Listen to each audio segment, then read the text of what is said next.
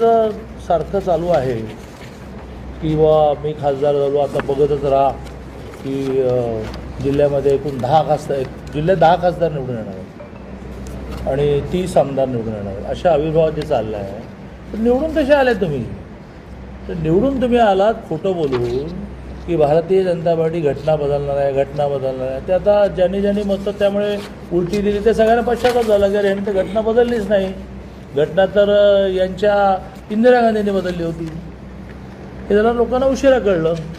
दुसरं तुम्ही अल्पसंख्याकांना भीती दाखवली, अरे ते मोदी आले की तुम्हाला कापून काढतील. तर अल्पसंख्याकवाले म्हणाले की अरे असं काय आम्हाला कापलं बिपलं गेलं नाही. त्यामुळे त्या 2 दिवसात देशभर परिणाम झाला, त्याचा तुम्हाला फायदा झाला. त्याच्या जीवावर तुम्ही 29शी भाषा करताय. आता SIR येणार आहे, त्यानंतर 27 मतदारसंघ रिस्ट्रक्चरिंग आहे, खूप गोष्टी व्हायच्या आहेत ना. आणि त्यावेळेला काही संविधान आणि अल्पसंख्याकांची भीती येणार नाही आहे. एक मुख्यमंत्री माझी लाडकी बहीण केल्यानंतर लोकसभेनंतर तुम्ही वाहूनच गेले डायरेक्ट. 237 झाल्या.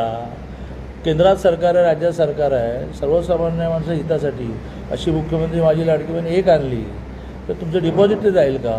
एवढा अहंकार कशासाठी? काय ट्रम्पशी मारामारी कोण जिंकला आहे काय? तुम्हाला काहीच कळत नाही. राजकीय घडामोडींचा सर्वात वेगवान अपडेट फक्त इथेच राजकीय लाईव्हवर. आमच्या YouTube चॅनलला लाईक, शेअर, सबस्क्राईब करा आणि रहा राजकारणाच्या रणभूमीवरील थेट नजरेत.